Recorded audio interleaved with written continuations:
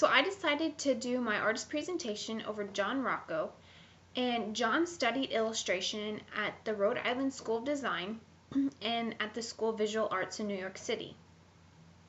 John is the author of 4 acclaimed children's books, including Wolf Wolf, Foo Finds the Way, Moon Powder, and Blackout, which is the book I will be discussing about more later. For many years, John has been an art director for DreamWorks and Walt Disney Imagineering, but he has also contributed to many museum projects, one of which being at the Newseum in Washington, D.C., and I thought that was really cool. John currently lives in Los Angeles with his wife and their daughter. Now that you know a little bit about John and his background, let's take a look into his book, Blackout. Now, Blackout won a 2012 Caldecott honor and was the New York Times best book. After researching about John, I noticed that he said that in his illustrations, the medium he uses is Burrell turquoise pencil on Strathmore Bristol paper to do tonal drawings, and then he scans that into his Mac, where he then photoshops in the colors to provide the layering of the colors. And I thought that was really interesting because I had never heard of that before, but he does a great job. One of the next things I noticed about John's book was the way he had used the composition.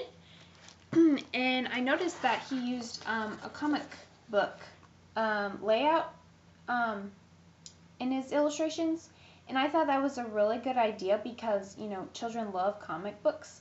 So the fact that he knew that and incorporated it in his book, I thought that was smart. And it's really hard to tell, but in these pictures you can see little fine lines, and these fine lines really enhance the texture of the book, especially so whenever he does the drawings of the skyline at night, which is shown here. And the way he's able to enhance the texture is by the way he draws the lines.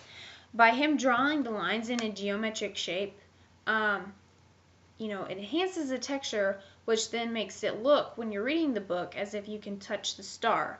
And children like to be able to feel like they can, you know, be part of the book. And I thought that was so cool how he was able to do that in his drawings. Another thing I noticed was his coloring he used, and I quickly realized that it was a dark book, yet he was able to incorporate that tone of softness into his pictures, and that's good because, you know, children like to have that little segment of light. So he did an exceptional job in this picture. And as you can see, the city is completely bright and light, but it is nighttime, okay? But as the page goes on, you can see that it gets darker and darker until you get to this page, and then it's completely dark. But he's still able to create that sense of softness just by adding that lighter shade of color. And I thought that was very well done. Lastly, I noticed his perspective he used in his photos. And my favorite perspective to be from when I read the book the first time was this page. And what he did was, in this photo, you can tell that the characters are looking up at the sky. So the first time I read the book, I felt like I was a star. And I was looking down into the book, and I was actually part of the illustration. And I thought that was so cool that he was able to make it feel like I was part of the book.